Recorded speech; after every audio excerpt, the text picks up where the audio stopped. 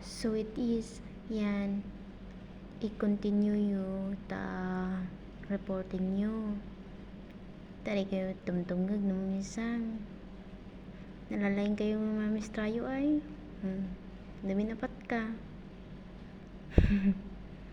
So sometimes I need to do this as a collaborative teaching method. So I need to ask them to do the activity first before I discuss. Kaya yan. So our topic for today is all about mixtures and separating mixtures ng ganon. So paano ba i-separate yung oil from water? Kasi yun naman ang nila ginusto nilang gawin.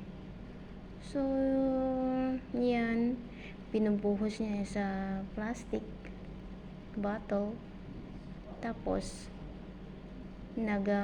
gumamit sila ng yung sa plastic cup binutasan at nilagyan ng pinulupot na plastic. So pinagmix nila yung water at saka yung oil, tapos ayan, inaano nila ng ganyan. Ayan. Pinaghalo, and then kumuha sila ng isa pang plastic bottle na hiniwa sa gitna. And then yan, tinakip yung cup na may plastic na pinulupot-lupot. Ayan, yan kako ay parang natatawa tuloy ako, parang alam mo yun na yung ari ng parang reproductive organ tayo nito. Natatawa tuloy, parang umiihi lang na tawa tuloy ako. Pero yan, plastic po yan, ginamit nila para ma-separate yung oil doon sa water. So yung water, as you can see, nasa isa pang plastic bottle, which is nakikita naman, hindi naman mapaghahalo kasi yung oil at saka water, kailanman hindi pwedeng paghaluin yan. Pero syempre yan, pwedeng gagawin sa pwedeng gamitin sa oil spill ba, ang mga ganyan, di ba? So pero ang naman nun, ang hirap nun. Kaya ganyan. Yan tuloy, hindi ko alam kung lampara o lampara yung pagka-imagine ko. Hindi, kaya ayan. So you have to practice kahit papaano. Kasi sa sobrang patriotism nila is hindi nila na yung pagsalita ng English, although they have in their curriculum that they have to speak in English. Ayan. Ayan tuloy.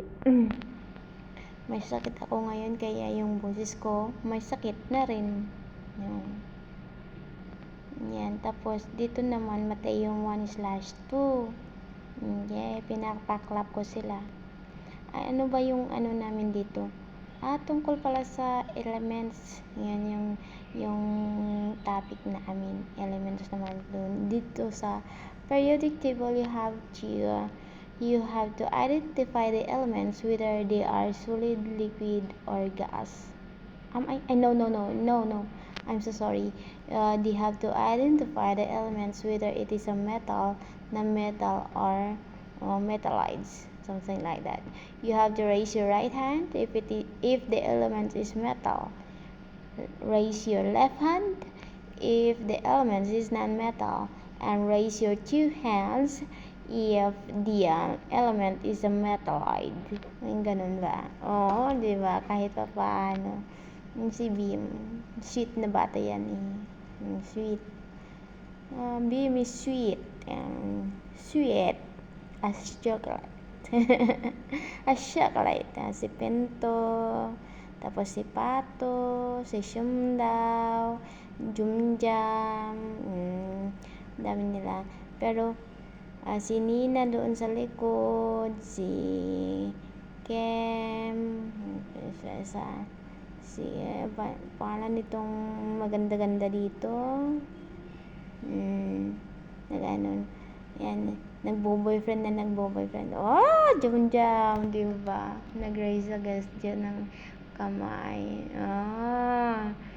Gusto nila yung naglalaro pati. Kung minsan, nakaka-boring din yung topic ko. Kung minsan, wala ako sa mood, char. Wala sa mood, yung teacher, wala sa mood. Hindi pwedeng ganun. Bakit ganun Pag teacher ang wala sa mood, parang pag estudyante ang wala sa mood mag-aral. Everyday naman kasi silang wala sa mood.